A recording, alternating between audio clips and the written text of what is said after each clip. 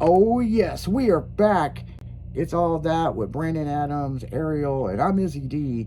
And it's 11:30, people, and you're keeping it styling because you know we damn sure are. And we're talking about comedy tours and stuff. And Brandon goes, "That could be cool. That could be cool." I said, "Look, if we do a comedy tour, I just want to host it. I'll just be the guy introducing everybody.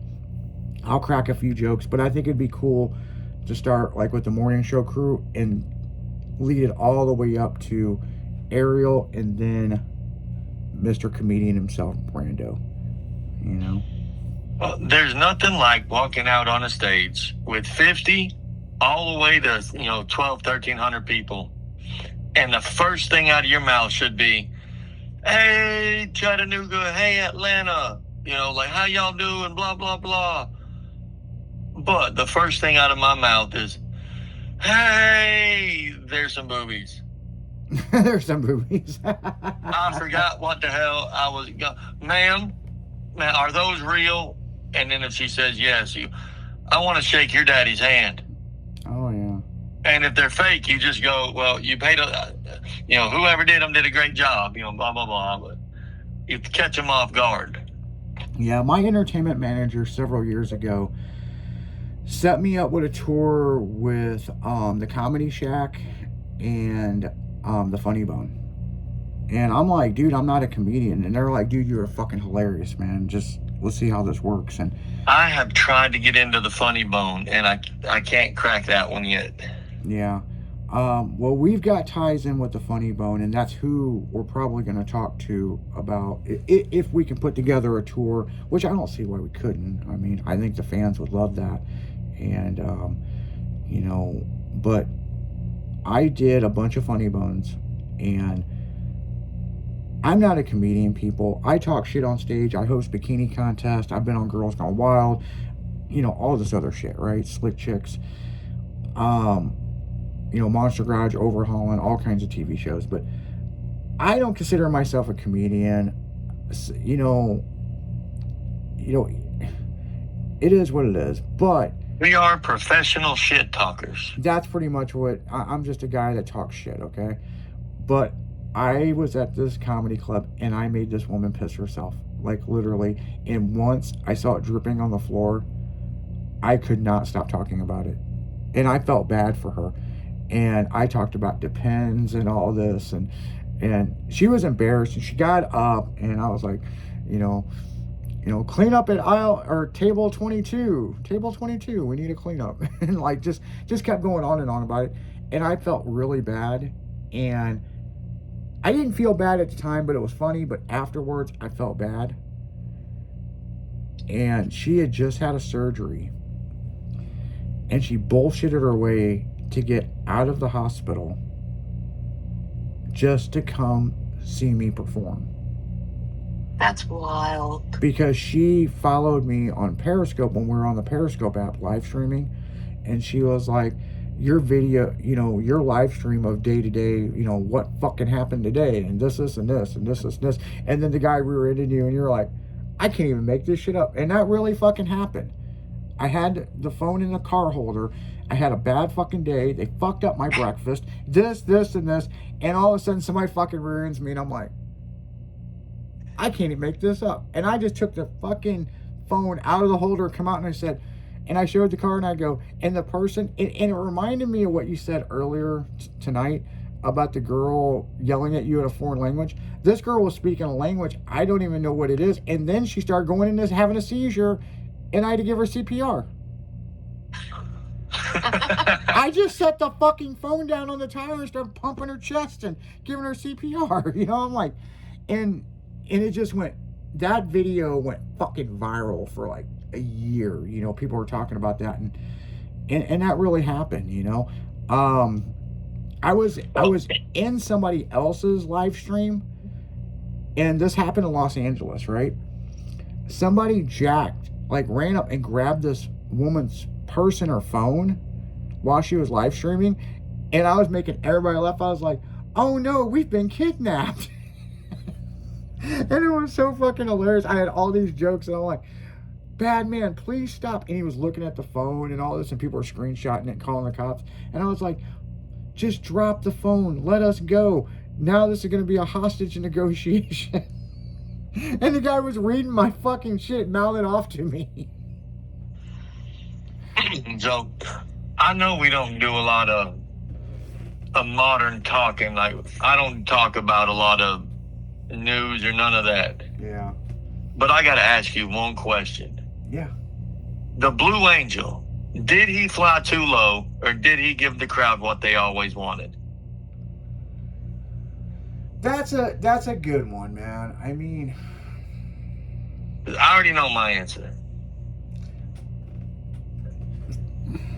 I think he gave the crowd what they wanted, but they're also saying the instruments were wrong. See, I'm with you on the first half of that. I don't know much about the instrument parts and all that, but I've been down there where they fly them planes, 100 foot off the beach. Yeah. And half the people in that crowd are saying, lower, lower, faster, faster, lower. Look, if you don't want to get sandblasted by these planes, don't be on the beach. You can actually watch it from not on the beach. It's crazy because have you been on the beach when they do that? Yes, and it's fucking epic. Yeah, I mean the shock wave of it flying over is insane. It can actually hurt you, and it's like, it's crazy. I mean, I look at it like this, things happen, unfortunately they happen, and, there'll probably be a bunch of lawsuits over it, but I feel the crowd got exactly what they wanted. And, and something else that's in the news, I was going to mention this earlier, is fucking Canada's on fire, people. Like, all of Canada's on fire because it is so smoked out. Even in St. Louis, it's like hazy as fuck. My sinuses are going crazy. But Washington, D.C., did you see the videos of the White House? Like, it looks like the new fucking Walking Dead movie. Yeah, I know that's nothing that we can control or anything like that, but that's when people have to come together, and not just people, but countries, and figure out how the hell to fix that problem. You're not going to fix the smoke, but you got to put the fires out. Well, living in California, people would set the fires just to set the fires and blah, blah, blah, blah, blah. And then they go to prison. And I'm like, why the fuck would you just randomly set a fire? And I understand if it's a lightning strike, it's an accident, a picnic gone wrong, this, and this, okay? Everything that happens for a reason. But goddamn, I mean, I know several years ago there were some wildfires in Canada, and it really kind of screwed stuff up. I think it was in 21. But man, they're saying that this smoke is so bad, they're going to see it down in Florida. That's when you know that it's fucked up. Like, if you see smoke literally through an entire country, that's when you know you fucked up. But it hurts more than just people. It hurts, like, we're big animal people. It hurts a lot of animals. It's gonna, that smoke and ash will settle into the ocean, or, somewhere it shouldn't be. We need to get that taken care of one way or the other, because it affects more than just Canada. Oh, yeah. And you think, well, we're just smoke in Atlanta. How you think Detroit feels? Some of them upper cities like Chicago, Detroit, Buffalo, all them northern cities. We need to get that shit fixed up.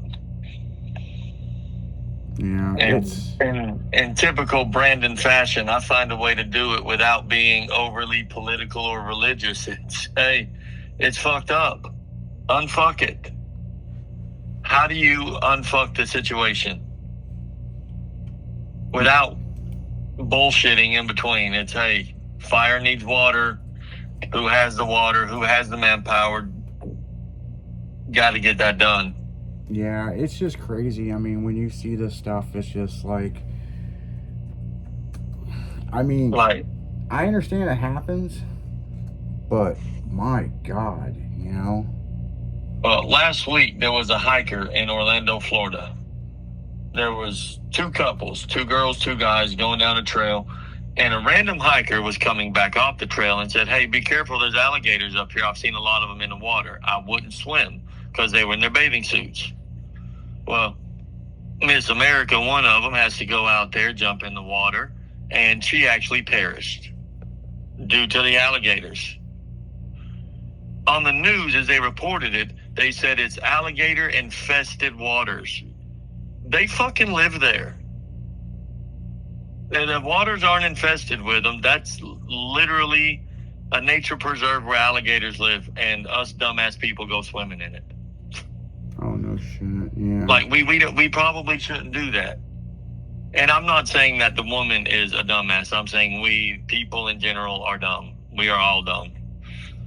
Hey, this is an area only. We have closed it off. It's for alligators, and they go in here and they breed and they grow, and we don't kill them, and we actually feed them to get them really big. You probably shouldn't swim in here, and then you go swimming in there. But how do we fix that? Well, we don't go swimming. Yeah, and you could put up signs, but people don't read fucking signs. I mean, it don't work like that. So. Oh, I told my son all week in Florida about the alligator signs, and he said, "Dad, you know they put them everywhere in Florida for a fucking reason." Yeah, for a reason. There is a clear reason why they're up, and like if you notice at the hotel, we did not see an alligator sign. At the condo, we did not see an alligator sign. But in Orlando, in Lakeland, in Naples, we saw the alligator signs because I wouldn't go swimming in that water. yeah, because it's been reported that there's a fucking alligator. So yeah, I wouldn't go in that water. But that's you can say that about honestly any subject. Yeah, and that's true, you know. But on that note, guys, if there's a sign that says don't do it, there's a fucking reason. Don't do it. There's a reason why they put up the sign. But we'll be right back for the closing, and then Sonny's going to be taking over at midnight. We'll be right back after this.